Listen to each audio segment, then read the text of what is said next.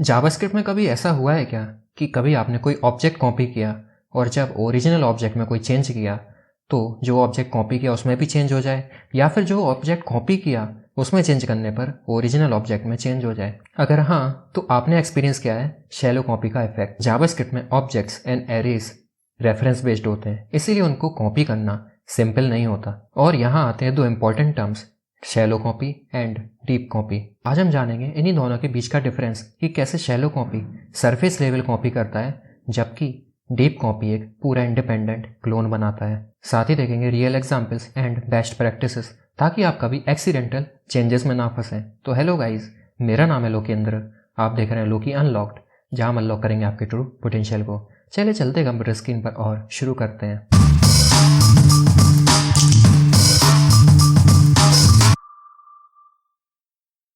चलिए समझते हैं जावास्क्रिप्ट में डीप कॉपी या शैलो कॉपी क्या होती है और ये कैसे काम करती है। सबसे पहले समझते हैं कि इस टॉपिक को समझने की जरूरत क्यों है। व्हेन यू कॉपी ऑब्जेक्ट्स और arrays in JavaScript, sometime changing one also changes the other. जब भी हम जावास्क्रिप्ट में किसी एरे या फिर ऑब्जेक्ट को कॉपी करते हैं तो होता क्या है कि जब भी हम कॉपीड ऑब्जेक्ट या एरे की कोई वैल्यूज़ को चेंज करते हैं तो हमारा जो ओरिजिनल वाला ऑब्जेक्ट या फिर एरे होता है उसमें भी चेंजेस रिफ्लेक्ट हो जाते हैं। That's because of how memory references work. और ऐसा इसलिए होता है क्योंकि जब हम उन वेरिएबल्स को कॉपी कर रहे हैं जो कि ऑब्जेक्ट्स या फिर एरे हैं तो वहाँ पर उनकी वैल्यू कॉपी नहीं होती बल्कि उनका जो रेफरेंस है वो कॉपी होता है। और मेरे कहने का क्या मतलब है मैं भी थोड़ी देर में समझाता हूँ। जैसा कि हमने अपनी primitive and non primitive data type वाली वीडियो में देखा था कि जो प्रिमिटिव टाइप्स होते हैं जैसे कि नंबर, स्ट्रिंग, बूलियन एटसेट्रा, वो स्टोर होते हैं बाय वैल्यू। वो स्टोर होते हैं हमारी स्टैक मेमोरी में जो कि फास्ट होती है और रिलायबल होती है और जो कि यूज़ होती है स्मॉल डेटा को स्टोर करने के लिए। और जो ऑब्जेक्ट्स और एरे होते हैं उनका रेफरेंस स्टोर होता है स्टैक मेमोरी में और उनका जो एक्चुअल वैल्यू होती है वो हीप मेमोरी में स्टोर होती है। So when you copy an object you are really copying its reference. तो जब भी हम ऑब्जेक्ट या फिर एरे को कॉपी कर रहे हैं तो हम उनकी वैल्यू को कॉपी नहीं कर रहे हैं बल्कि हम उनका जो एड्रेस है, हीप मेमोरी का जो एड्रेस है जहाँ पर वो सेव है या फिर स्टोर है, उस एड्रेस को कॉपी कर रहे हैं। तो मेमोरी का address not the actual value. चलिए हम डायरेक्ट कोड में जंप करते हैं और समझते हैं कि डीप कॉपी और शैलो कॉपी क्या होती है। इस वीडियो के लिए जो मैं फाइल बनाऊंगा वो है tude35.js और हर वीडियो की तरह ही आपको इस वीडियो की फाइल की गिटहब रेपोजिटरी का लिंक नीचे डिस्क्रिप्शन बॉक्स में मिल जाएगा। मान लो मैंने एक डेटा टाइप बनाया जो कि प्रिमिटिव डेटा टाइप होगा। मैंने बनाया मान लो लेट a = 10। उसके बाद मैंने एक और डेटा टाइप बनाया लेट b = जिसे मैंने a के बराबर कर दिया। मीन्स जो a की वैल्यू थी उसे मैंने b में कॉपी कर दी। उसके बाद अगर हम b को रीअसाइन करें, हम रीअसाइन कर सकते हैं क्योंकि हमने b को डिक्लेयर किया है लेट कीवर्ड की हेल्प से। अगर हम b को रीअसाइन करें, मान लो मैंने 10 से कर दिया 15, और उसके बाद अगर अब हम a को प्रिंट करें और साथ ही साथ b को प्रिंट करें, फाइल को सेव करें, कोड को रन करें, तो आप देखेंगे कि जो a की वैल्यू है वो अनचेंज रहेगी लेकिन b की वैल्यू चेंज हो जाएगी, जो कि बड़ा ही ऑब्वियस था। लेकिन ऑब्जेक्ट्स के केस में ऐसा नहीं होता है। मीन्स मान लो मैंने बनाया लेट obj नाम से एक ऑब्जेक्ट, या फिर obj1 दे देता हूँ मैं इसको, और मैंने लिखा है यहाँ पर नेम कोलन, मान लो मैंने डाल दिया लोकेंद्र। उसके बाद मैंने बनाया एक और ऑब्जेक्ट लेट obj2 नाम से, जिसे मैंने इक्वल कर दिया obj1 के। उसके बाद मैंने किया obj2 डॉट नेम को अभिषेक के बराबर। लेकिन अगर अब आप यहाँ पर obj1 डॉट नेम को एक्सेस करने का ट्राई करेंगे तो आपको देखने को मिलेगा कि हमारा जो obj1 का भी नेम था वो भी चेंज हो चुका है। हमने जो नेम चेंज किया था वो obj2 का किया था, लेकिन जो obj1 का नेम था वो भी चेंज हो चुका है। ये होता है क्योंकि हमने यहाँ पर जो कॉपी किया है वो शैलो कॉपी था। मीन्स हुआ क्या कि ये जो वैल्यू थी obj1 की वो हीप मेमोरी में स्टोर थी और obj1 जो था, जो कि वेरिएबल है, वो स्टैक मेमोरी में स्टोर था और उसके पास इस हीप मेमोरी का एड्रेस था जहाँ भी ये वैल्यू स्टोर थी। जब हमने यहाँ पर obj2 में obj1 को कॉपी किया तो हमारे पास उसकी वैल्यू कॉपी नहीं हुई बल्कि जहाँ पर भी वो एड्रेस था वो कॉपी हुआ। मीन्स वैल्यू तो एक ही रही, इस केस में वैल्यू कॉपी नहीं हुई बल्कि एड्रेस कॉपी हुआ था। इसीलिए जैसे ही हमने ऑब्जेक्ट 2 की वैल्यू चेंज की तो वहाँ पर उस एड्रेस पर जो भी ऑब्जेक्ट था उसके नेम की वैल्यू चेंज हो गई, और जो कि ऑब्जेक्ट 1 और ऑब्जेक्ट 2 सेम ही ऑब्जेक्ट को पॉइंट कर रहे थे, इसलिए हमें ऑब्जेक्ट 1 में भी वो चेंजेस रिफ्लेक्ट होकर मिल गए। उम्मीद है ये चीज़ आपको समझ आई होगी।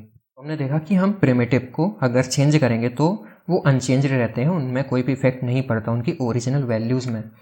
लेकिन अगर हम ऑब्जेक्ट को अगर करने का ट्राई करते हैं तो हमें ऑब्जेक्ट 1 में भी जो है वो चेंज देखने को मिल जाता है।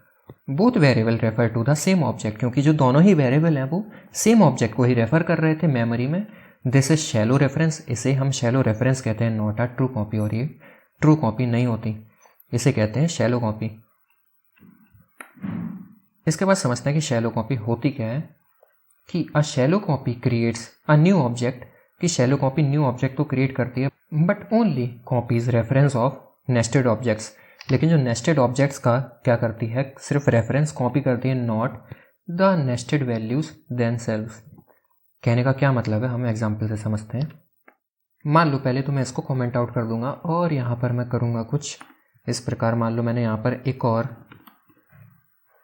की बनाई जो कि खुद में ही एक ऑब्जेक्ट है, मैंने डिटेल में दिया, मान लो सिटी के अंदर मैंने मान लो दे दिया उदयपुर। उसके बाद हम इस ऑब्जेक्ट 1 की करेंगे शैलो कॉपी, और शैलो कॉपी करने के लिए हम स्प्रेड ऑपरेटर का यूज़ कर सकते हैं। हमने किया यहाँ पर स्प्रेड ऑपरेटर। अब जिन्हें भी नहीं पता कि स्प्रेड ऑपरेटर क्या होता है तो उन्हें मेरी स्प्रेड एंड रेस्ट ऑपरेटर की वीडियो जरूर से चेकआउट करनी चाहिए।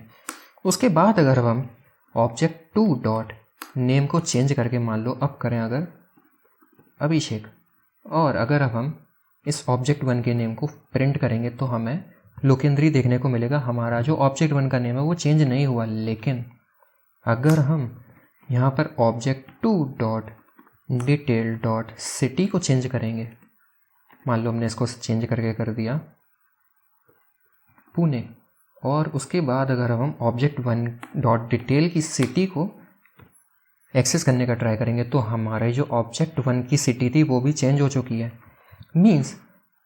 मीन्स हमने जब नेम को चेंज किया ऑब्जेक्ट 2 के तो वो अनचेंज रहा ऑब्जेक्ट 1 के लिए, लेकिन जैसे ही हमने सिटी को चेंज किया ऑब्जेक्ट 2 के तो हमारे जो ऑब्जेक्ट 1 की सिटी थी वो भी चेंज होकर हमें मिल गई। ये होती है शैलो कॉपी। यहाँ पर मैं लिख देता हूँ, ये होती है शैलो कॉपी। मीन्स इसमें होता क्या है कि जो एक्चुअल ऑब्जेक्ट होता है उसकी तो नई कॉपी बन जाती है, लेकिन जितने भी नेस्टेड ऑब्जेक्ट्स होते हैं उनकी कॉपी नहीं बनती, उनका भी अभी भी रेफरेंस ही कॉपीड होता है। मीन्स जो इस केस में नेम है वो तो इंडिपेंडेंट हो गया ऑब्जेक्ट 2 के लिए, लेकिन जो ये डिटेल रहा वो अभी भी नेस्टेड ही रहा, वो डिपेंडेंट है अभी भी दोनों का एक दूसरे पर ही। अब समझते हैं कि डीप कॉपी क्या होता है। A deep copy creates a complete independent clone. जो डीप कॉपी होती है वो कंप्लीट इंडिपेंडेंट क्लोन बनाती है। मीन्स मेन ऑब्जेक्ट के साथ साथ जितने भी नेस्टेड ऑब्जेक्ट्स होते हैं वो भी कॉपी हो जाते हैं। Even nested object get copy as a new object in memory. और डीप कॉपी करने के लिए हम कुछ इस प्रकार करते हैं। सबसे हमारे पास एक जेसन ऑब्जेक्ट होता है जावास्क्रिप्ट में जो हमें मेथड देता है जेसन डॉट पार्स का, और इसके अंदर हम देते हैं एक और जेसन डॉट स्ट्रिंगीफाई। उसके बाद हम यहाँ पर obj1 को पास कर देते हैं। इसके बाद अगर अब हम obj2 डॉट नेम को चेंज करें, मान लो हमने obj2 के नेम को चेंज करके कर दिया हर्षित, या फिर अगर हम obj2 dot detail dot city को चेंज करें, मान लो हमने सिटी को चेंज करके अगेन कर दिया पुणे। उसके बाद अगर अब हम obj1 को एक्सेस करने का ट्राई करेंगे तो आप देखेंगे कि obj1 जो है वो अनचेंज रहा, उसका जो नेम है वो अभी भी लोकेंद्र ही है और जो सिटी है वो अभी भी उदयपुर है। सिमिलरली अगर मान लो हम यहाँ पर साथ ही साथ obj2 को भी एक्सेस करते हैं तो आप देखेंगे कि जो obj2 है उसकी जो वैल्यूज़ है वो टोटली डिफरेंट है। मीन्स सबसे पहले तो समझते हैं कि यहाँ पर हुआ क्या। जो आप जेसन डॉट स्ट्रिंगीफाई देख रहे हैं जिसके अंदर हमने अपना ओरिजिनल ऑब्जेक्ट पास किया है, जेसन डॉट स्ट्रिंगीफाई क्या करता है कि पूरे ऑब्जेक्ट को एक स्ट्रिंग में कन्वर्ट कर देता है। चलिए हम इसको प्रिंट करके देखते हैं कि जब हमने यहाँ पर जेसन डॉट स्ट्रिंगीफाई किया तो यहाँ पर एक्चुअल में हुआ क्या। जैसे ही करेंगे जेसन डॉट स्ट्रिंगीफाई और यहाँ पर हम अपना ऑब्जेक्ट 1 पास कर देंगे और इसको मैं कर दूंगा कमेंट आउट। फाइल को सेव करेंगे, कोड को रन करेंगे तो आप देख रहे हैं कि ये एक स्ट्रिंग है। यहाँ पर आपको ऑब्जेक्ट ही देखने को मिल रहा है लेकिन एक्चुअल में ये जो है वो स्ट्रिंग है। अगर हम इसके डेटा टाइप को प्रिंट करें टाइप ऑफ ऑपरेटर की सहायता से, तो आप देखेंगे कि जो हमें आउटपुट देखने को मिला वो एक स्ट्रिंग मिला। अब हम जानते हैं कि जो स्ट्रिंग होते हैं वो हमारे स्टैक मेमोरी में सेव होते हैं, ना कि हीप मेमोरी में। उसके बाद जब हमने JSON.parse किया तो JSON.parse क्या करता है कि इस स्ट्रिंग को अगेन ऑब्जेक्ट में कन्वर्ट कर देता है, और हम जानते हैं कि जो ऑब्जेक्ट है वो हीप मेमोरी में सेव होते हैं।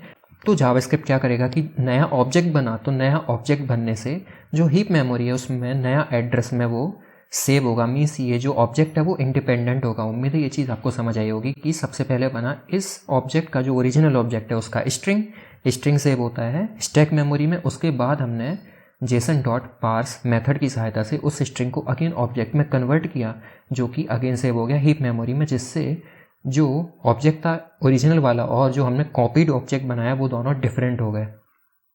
जो डीप कॉपी होती है वो ट्रू सेपरेट कॉपी होती है, ये मैंने आपको बता ही दिया।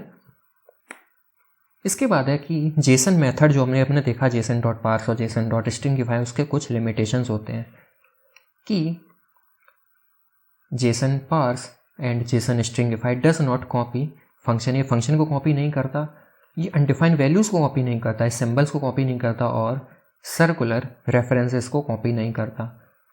So use it for simple objects. आप सिंपली इतना याद रखें कि आपको अगर सिंपल ऑब्जेक्ट्स को कॉपी करना है, क्लोन करना है, तो आप JSON.parse और JSON.stringify मेथड्स का यूज़ करेंगे। जो हमने देखा JSON.parse और JSON.stringify ये पुराना मेथड था। जावास्क्रिप्ट का एक नया मेथड है स्ट्रक्चर्ड क्लोन, जो कि सेम काम करता है जो हमने देखा। अगर हम यहाँ पर कुछ इस प्रकार करें, मान लो हमने किया const obj2 equal structured clone और इसके अंदर मैंने पास कर दिया obj1 को। फाइल को सेव करूँगा, कोड को रन करूँगा तो हमें स्ट्रिंग प्रिंट होगा देखने को मिल जाए, क्योंकि हमने कुछ और प्रिंट ही नहीं किया। हम यहाँ पर इसको कमेंट आउट करेंगे और अपने ऑब्जेक्ट 1 और 2 को प्रिंट करेंगे। फाइल को सेव करके रन करेंगे तो हमें अभी भी जो ऑब्जेक्ट 1 है वो अनचेंज्ड दिख रहा है और जो ऑब्जेक्ट 2 है उसकी वैल्यू में हमें चेंजेस रिफ्लेक्ट होकर दिख रहे हैं, जो भी हमने इसमें चेंज किए थे। उम्मीद है ये चीज़ भी आपको समझ आई होगी। तो आप ज़्यादा से ज़्यादा जो है वो इसका यूज़ करें, क्योंकि ये मॉडर्न मेथड है जो कि ECMAScript 2022 में इंट्रोड्यूस हुआ था। तो ये था shallow copy and deep copy के बारे में एक ब्रीफ एक्सप्लेनेशन। अगले वीडियो में हम जावास्क्रिप्ट के 2 important data structure map and set के बारे में पढ़ेंगे। अगर वीडियो पसंद आई हो तो लाइक करें, नए हो तो सब्सक्राइब करें चैनल को और बेल आइकन को दबाना मत भूलिएगा। धन्यवाद।